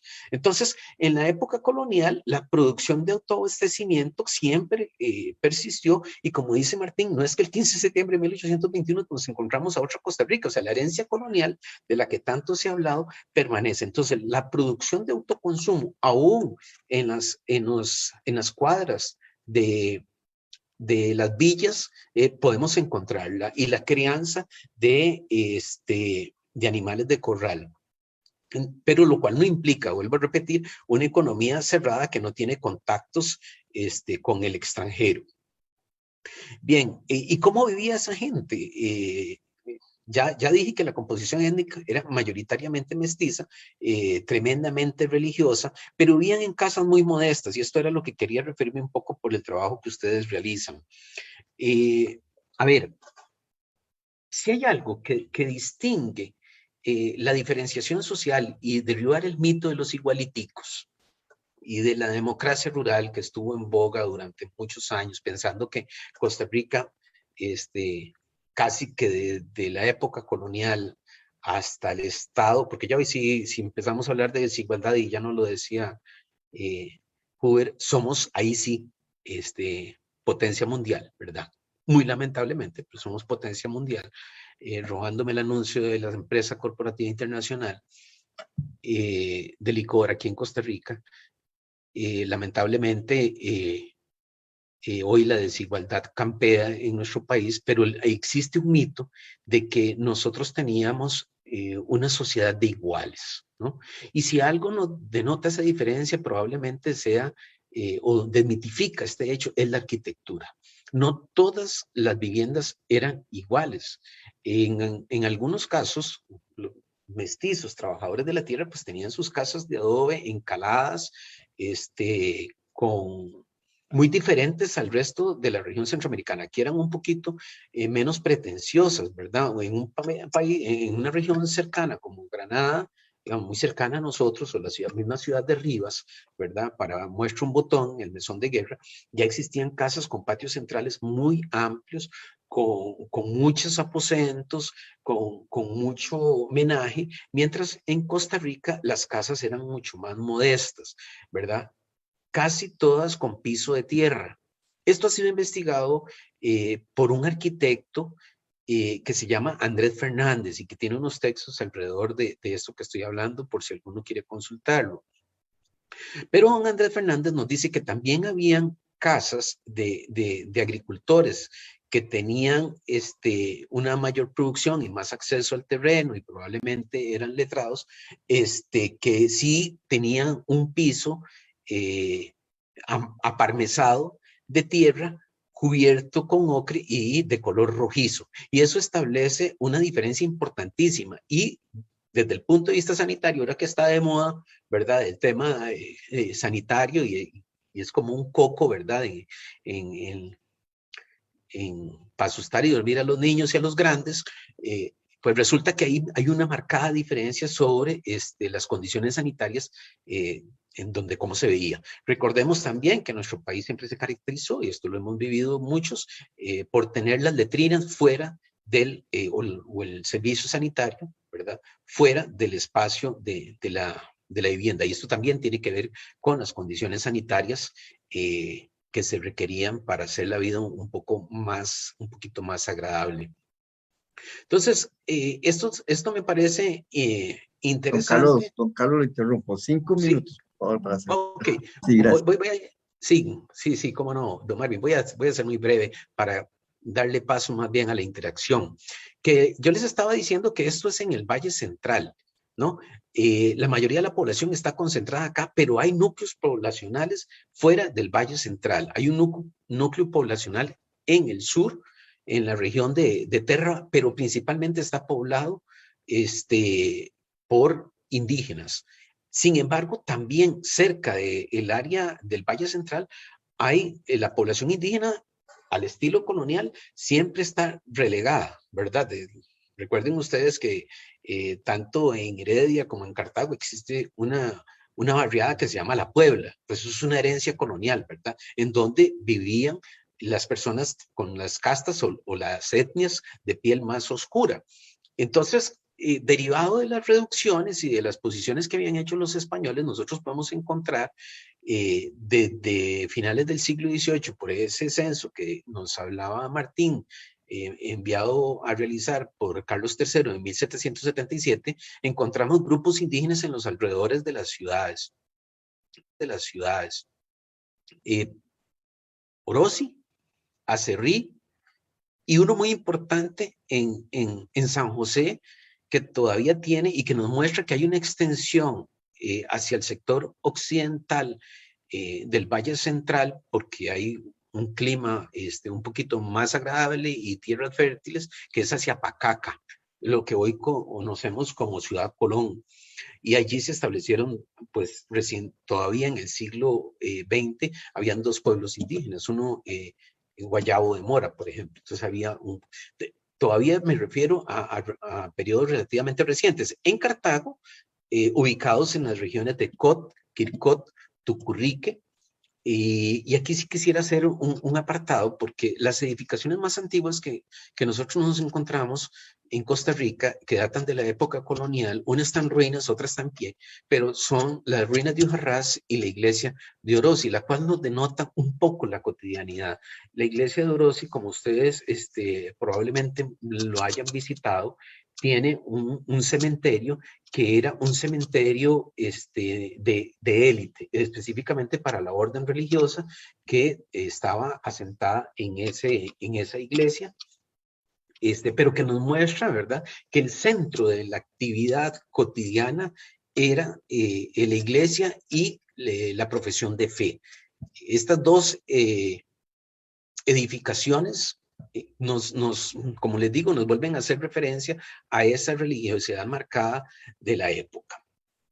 A ver, ¿algún otro elemento que quisiera señalar por acá para ir finalizando?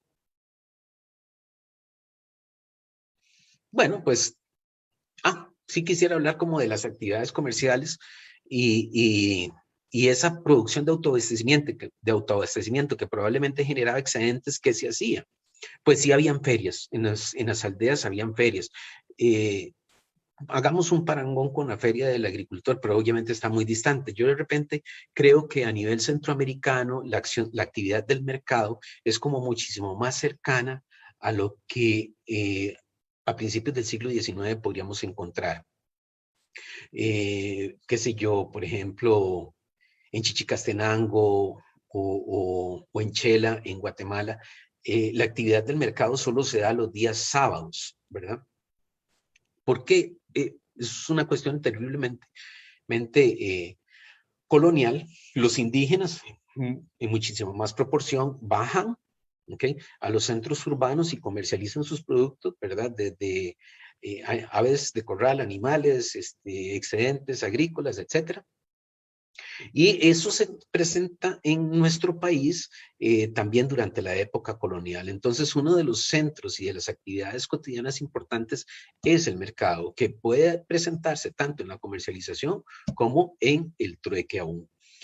Bien, nada más para terminar, desmitificar la concepción esa de los igualiticos. Por supuesto que habían diferencias étnicas, habían diferencias económicas, habían diferencias en el acceso a la cultura, ya lo decía compañero Martín, ¿verdad? El tema de la teoría del poder y el tema de la vida cotidiana son temas emergentes en la historia, no tan nuevos, ¿ok?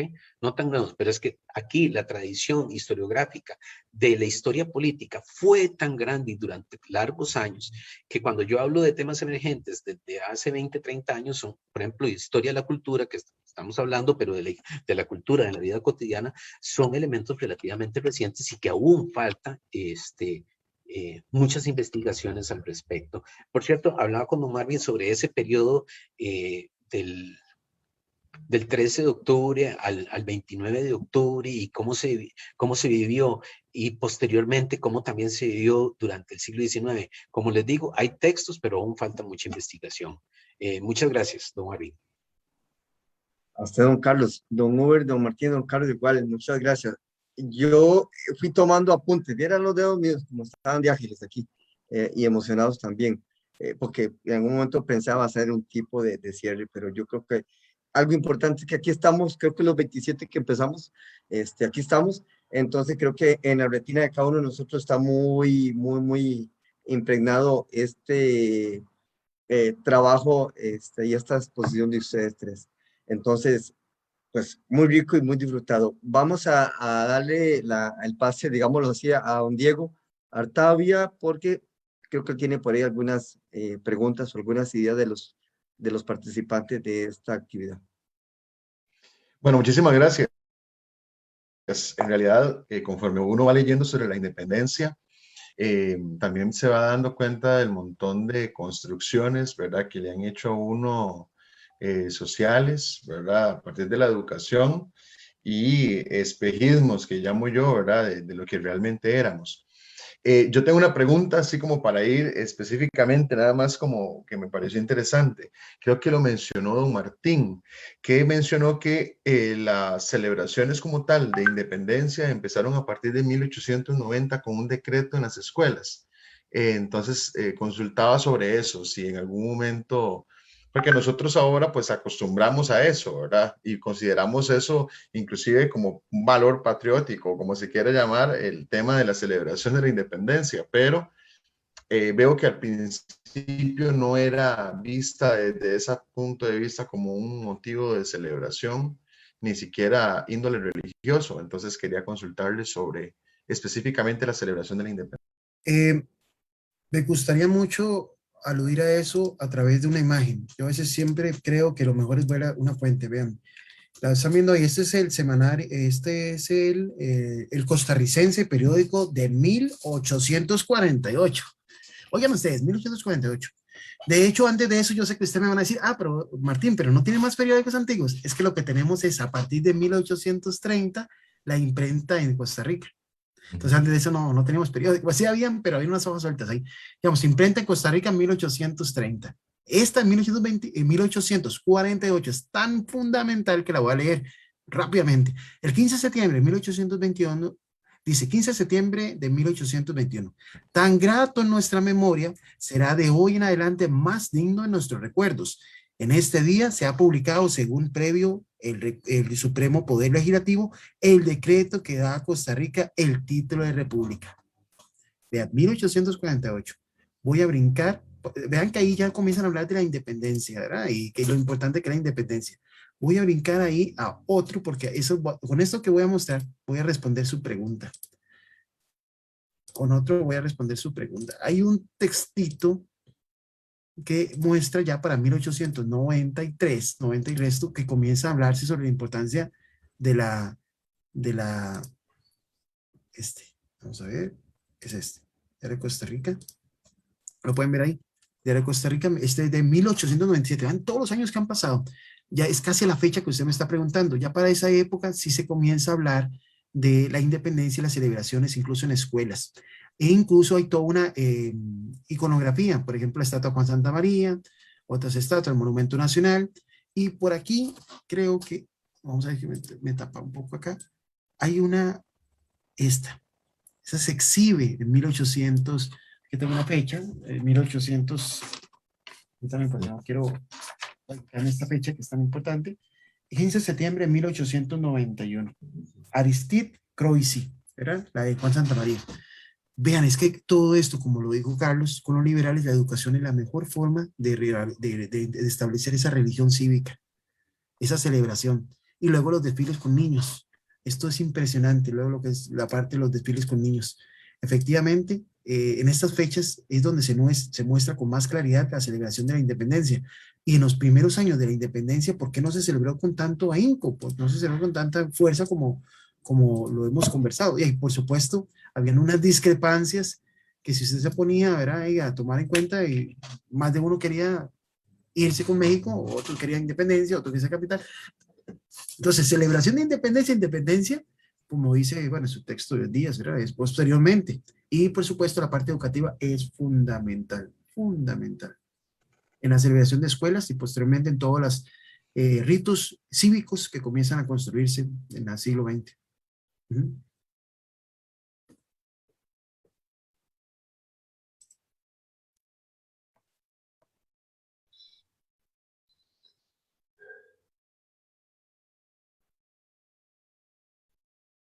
Marvin, ¿tenés el audio apagado? Perdón, es que aquí, hola, bueno.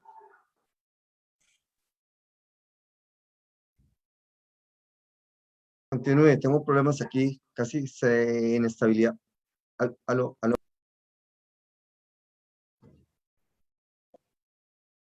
No te preocupes, Marvin. Muchísimas gracias por la respuesta, don Martín.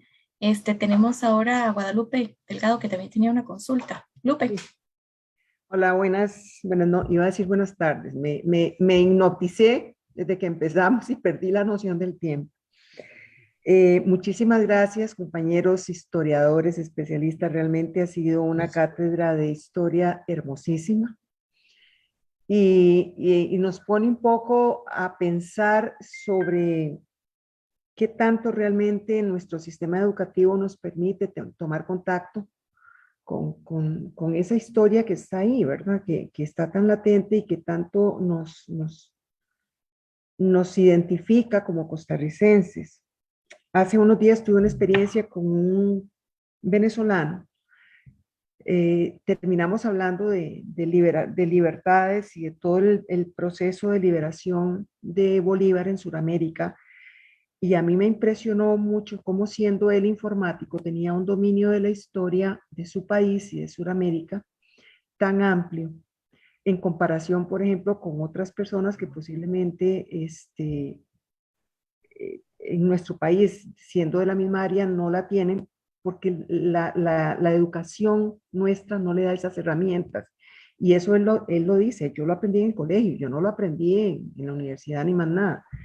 Eso era nada más como una nota romántica. A raíz de esa conversación, y siendo que encontramos tantos aspectos en común, yo planteaba al principio, considerando ese movimiento que se dio en Sudamérica, en donde Bolívar traspasa fronteras, establece contactos, me corrigen si estoy equivocada, en Haití o en Dominicana, inclusive en la Florida, desde donde se gesta todo el movimiento y logra, a pesar de todo, del interés inglés, logra un apoyo de Inglaterra en ese proceso de liberación de Sudamérica.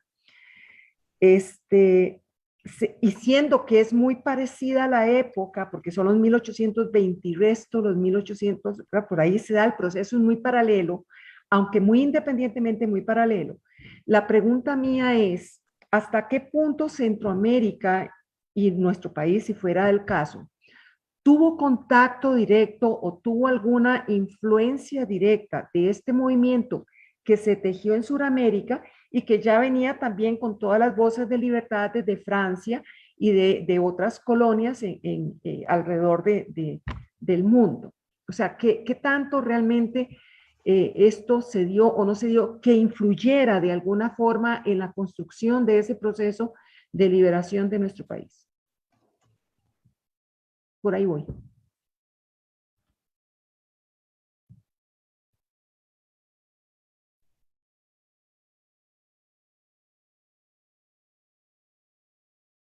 Sí, se recomoda, pero... Carlos.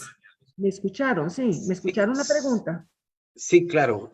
Muchísimas gracias por su intervención. Yo quería referirme a la primera parte de lo que usted estaba señalando, sobre, porque lo hemos trabajado en otro momento, sobre la enseñanza de la historia, que son temas que trabajamos Martín y yo en la Universidad Nacional, Martín desde la División de Educología y yo desde la Escuela de Historia.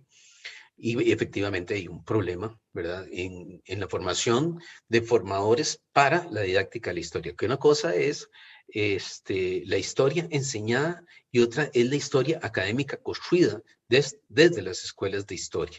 Yo recuerdo que había un profesor que hacía una distinción, ¿verdad?, entre lo que era un historiador y un profesor de historia. Pues hoy en día no hacemos esa distinción, ¿verdad? Porque la gran masa del estudiantado que llega por lo menos a la Universidad Nacional a estudiar historia son futuros profesores de niveles preuniversitarios, o sea, de la enseñanza secundaria.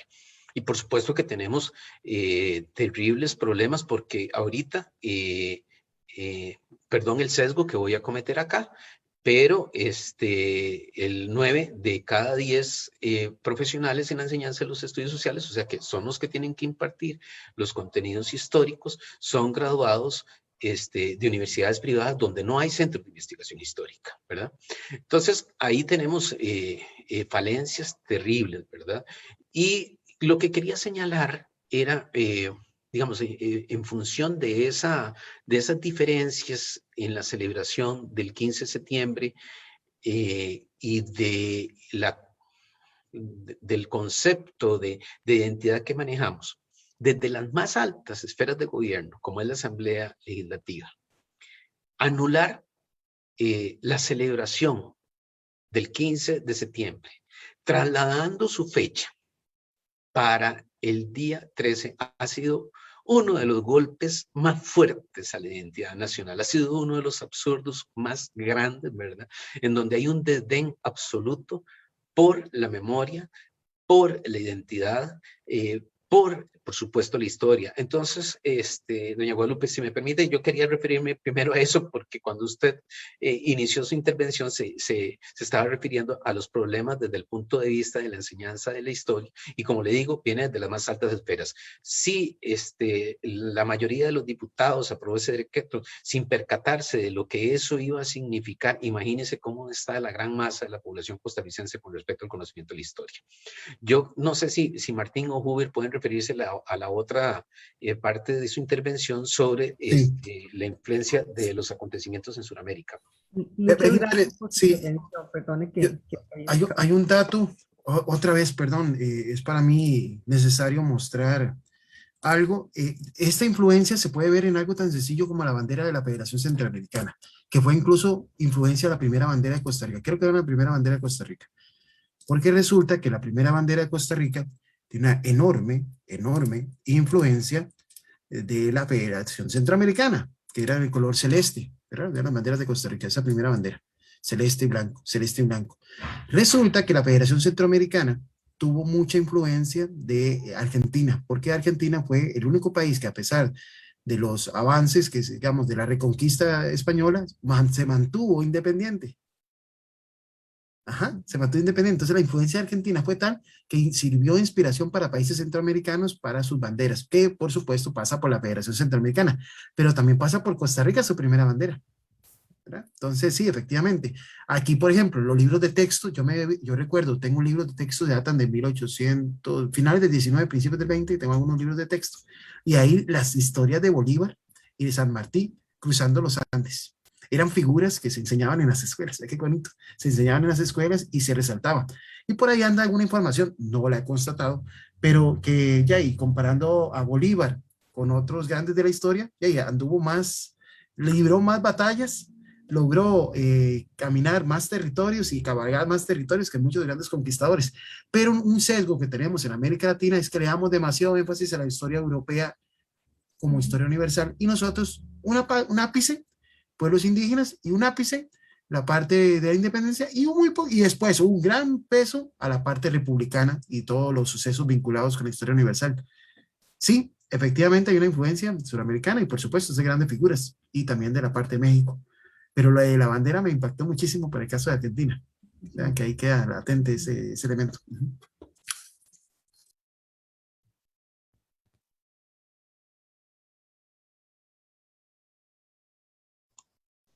Bueno, muchísimas gracias. ¿Puedo decir una cosita, nada más?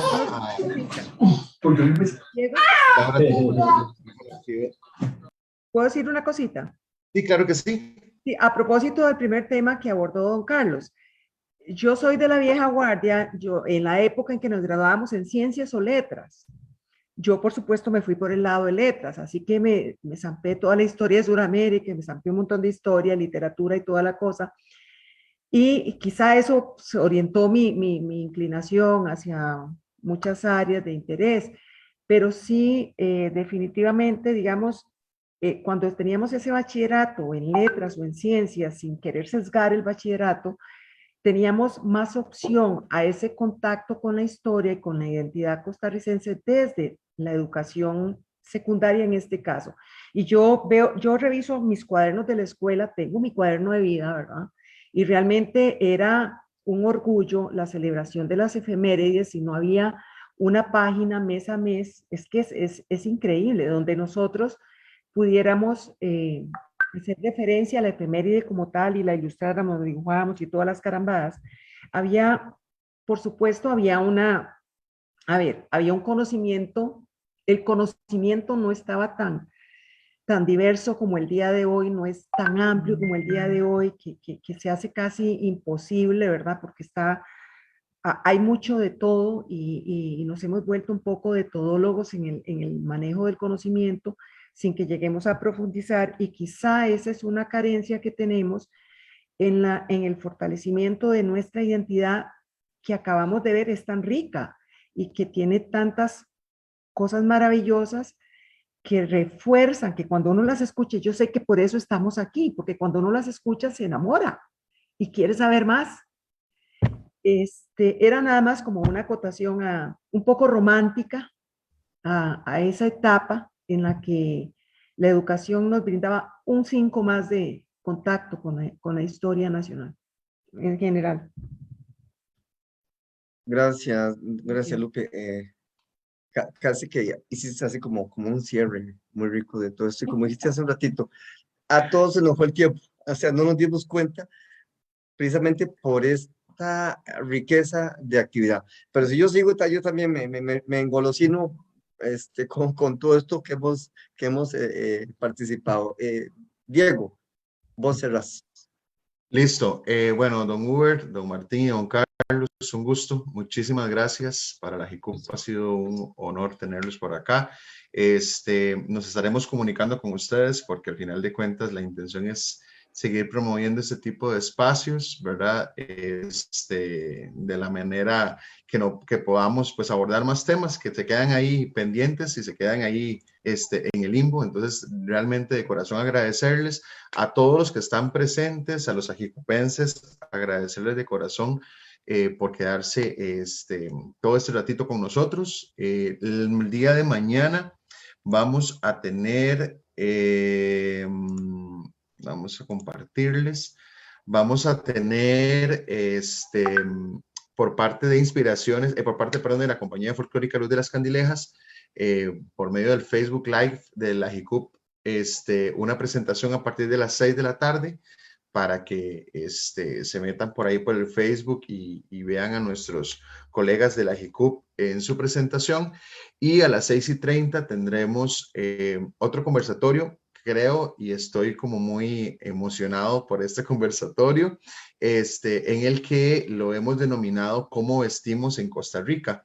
Básicamente con esta línea que venimos queriendo dar del Bicentenario, que justamente es para traer a la luz y traer a la actualidad temas y no dejarlo en 200 años atrás, sino traerlo a la luz actual. Entonces, es por eso que invitamos a nuestra ajicupense grande, doña Guadalupe Delgado Socatelli, y a Vanessa Chacón Vargas, quien es diseñadora actual y pues que está innovando en toda esta cuestión de lo que es la parte de la moda y los recursos folclóricos involucrados dentro de lo que es la moda. Entonces los esperamos mañana a partir de las 6:30, de igual manera por la plataforma de Zoom, igual que el día de hoy, y si no, que nos vean por medio del Facebook Live. Entonces agradecerles de corazón a todos por estar presentes y nos vemos el día de mañana. Puedes comprobar los resultados de búsqueda. Muchísimas gracias. Hasta luego, buenas noches. Muchas Muchísimas gracias. Buenas noches. noches. Muchas gracias. Muy amable, gracias. Saludos. Buenas noches, muchas gracias. Chao. Gracias.